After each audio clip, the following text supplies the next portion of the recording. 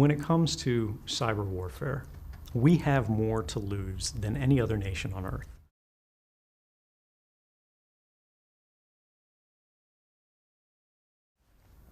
When you look at the problem of the U.S. prioritizing offense over defense, imagine you have two bank vaults, the United States bank vault and the Bank of China. But the U.S. bank vault is completely full. It goes all the way up to the sky.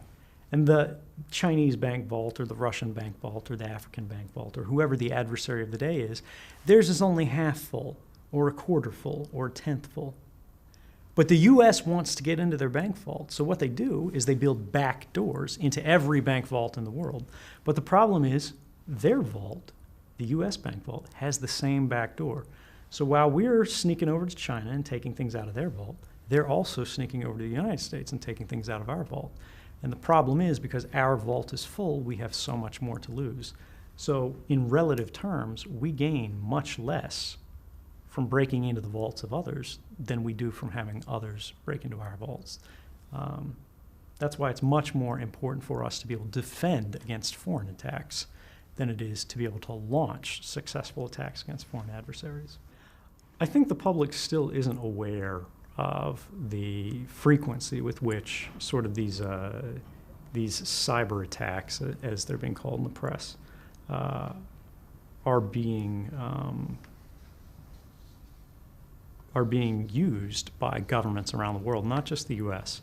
But it is important to highlight that we really started this trend in many ways. When we launched the Stuxnet campaign against the Iranian nuclear program, it actually kicked off a response, a sort of retaliatory action from Iran, where they realized they had been caught unprepared. They were far behind the technological curve as compared to the United States and most other countries. And this is happening across the world nowadays, where they realize that they're caught out, they're vulnerable, they have no sort of capacity to retaliate to any sort of cyber campaign brought against them. Now, this is something that people don't understand fully about cyber attacks, which is that the majority of them are disruptive, but not necessarily destructive.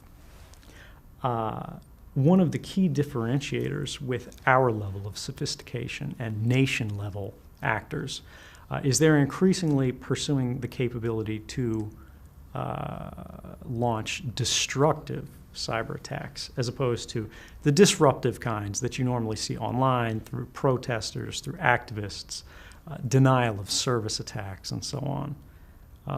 And this is a pivot that is going to be very difficult for us to navigate. The problem is the internet is the most complex system that humans have ever invented.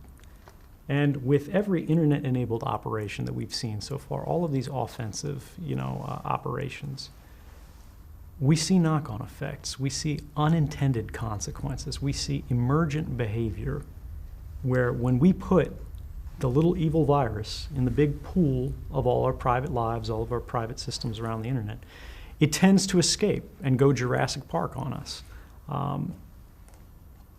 And as of yet, we've found no way to prevent that. And given the complexity of these systems, it's very likely that we never will.